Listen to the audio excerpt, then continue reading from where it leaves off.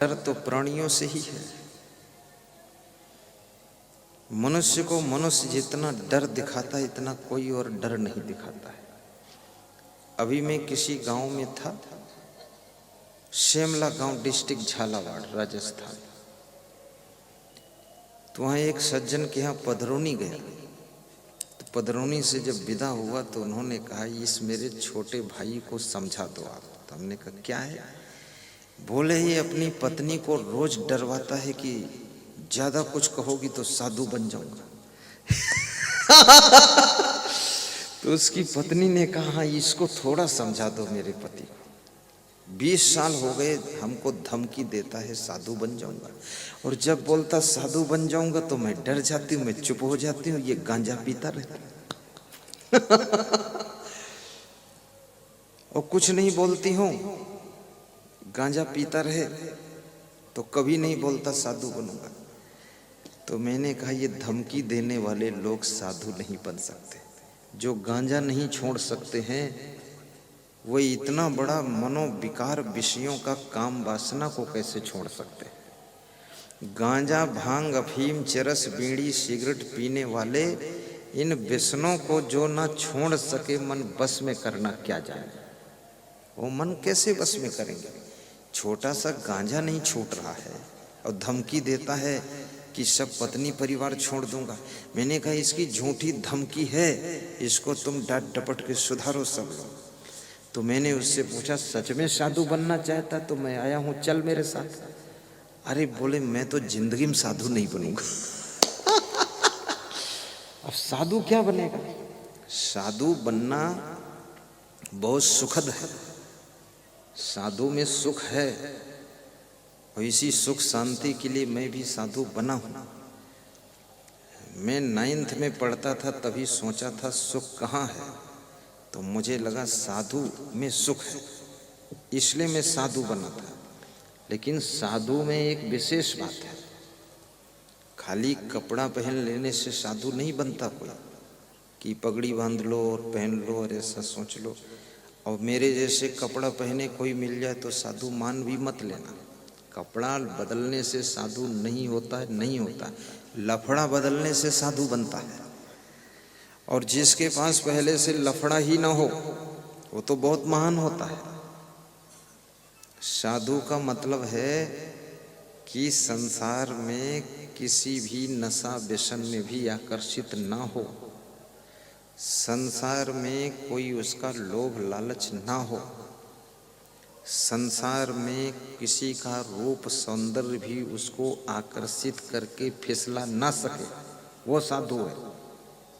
ऐसा थोड़े अपना घर छोड़ दिया और फिर दूसरे गांव में जाकर के गलतियां करते घूम रहे। ये कौन सधुआई मॉडल, किसकी मॉडल है? ये किस मॉडल की सधुआई है तुम्हारी? तुम रहने दो सधुआई करने को, पेंट पहन के घर में जाओ और वहां ढूंढ करके लाओ अनीता देवी को, उनके साथ रहो। यहाँ साधु वधु ऐसे खेल तमाशा नहीं है। साधु को मार्केट में भी फालतू घूमना नहीं चाहिए। साधु को टीवी में नाच, डांस और फिल्म कभी देखना नहीं चाहिए। साधु को मोबाइल में भी कोई गलत गाना वाना सुनना नहीं चाहिए। साधु महात्मा को जिस तरफ कुसंगत ज्यादा वहां जाना नहीं चाहिए।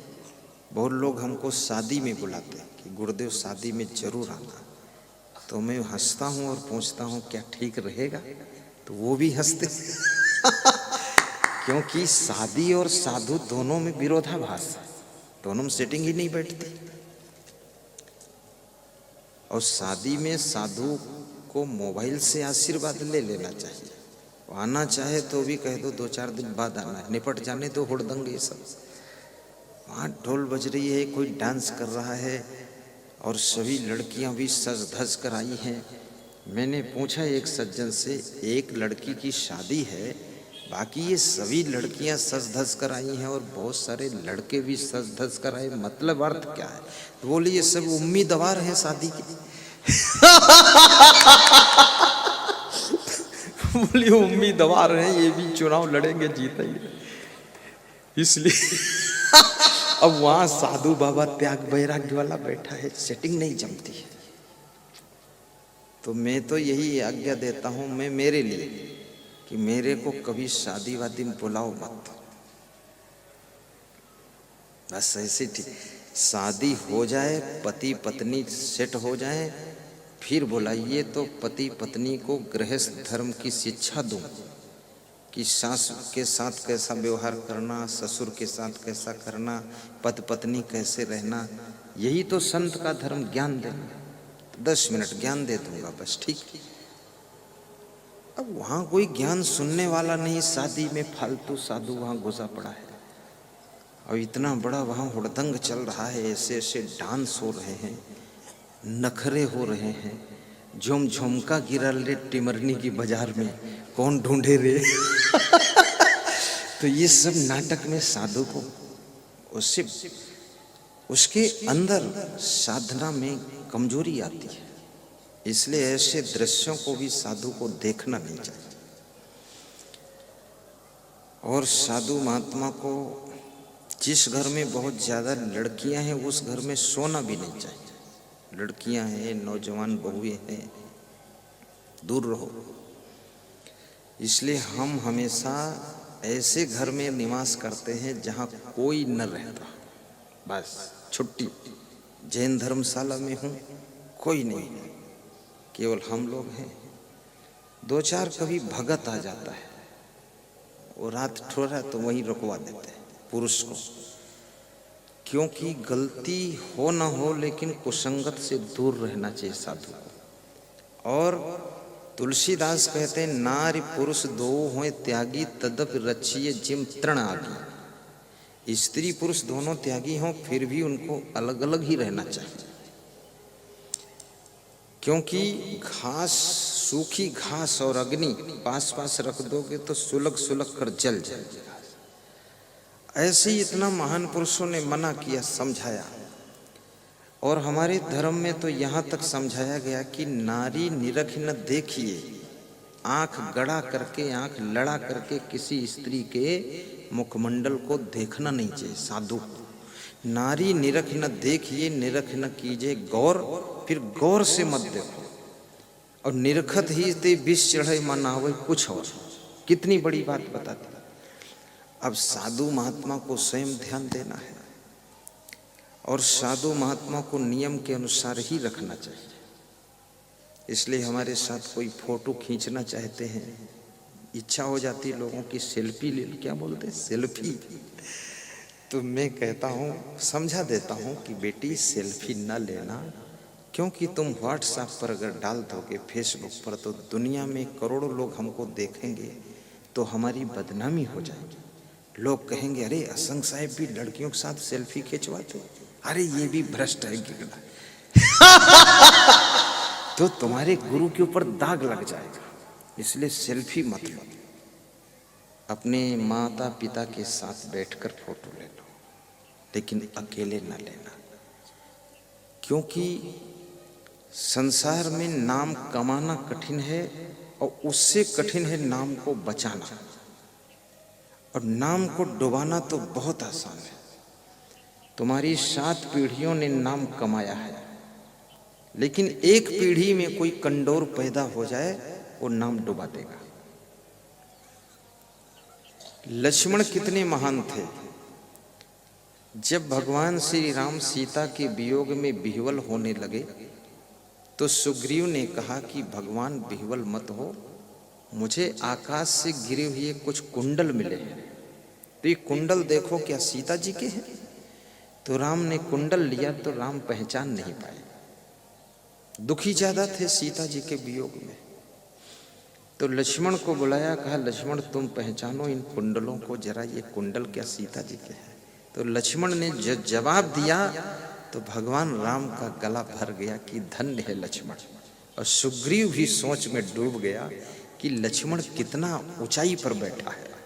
लक्ष्मण ने क्या कहा राम से, मैंने तो चरण निहारे हैं, माता के देखे कान नहीं, माता के देखे कान नहीं, मैं तो चरणों का सेवक हूँ, मुझे कुंडल की पहचान नहीं। मैं तो चरणों का सेवक हूँ, मुझे कुंडल की पहचान नहीं।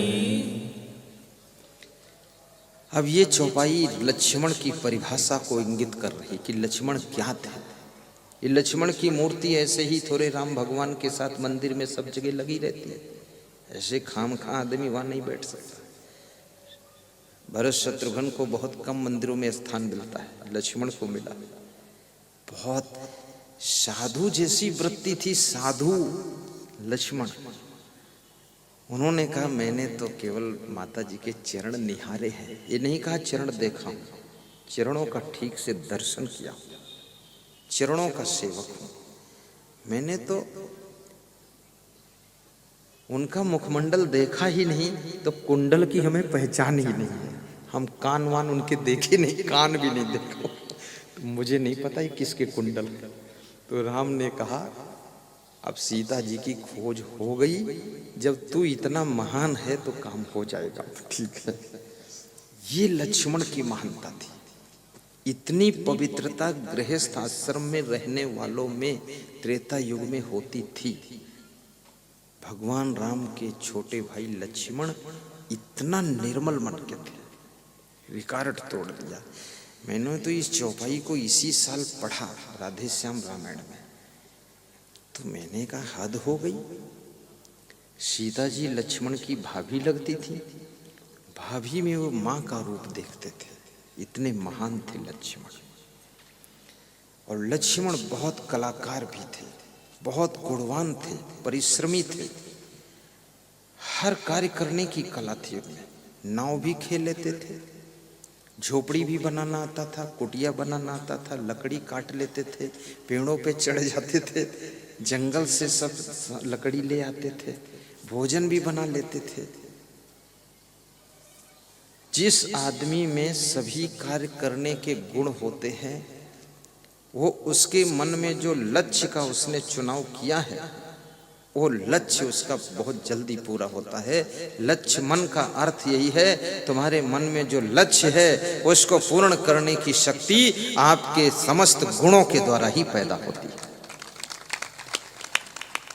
कितने लोग इतना अभिमानी है कि झाड़ू लगाना नहीं चाहता है, लेकिन साफ जगह में बैठना चाहते हैं, और थूकना साफ जगह में चाहते हैं, पर सफाई करना नहीं चाहते।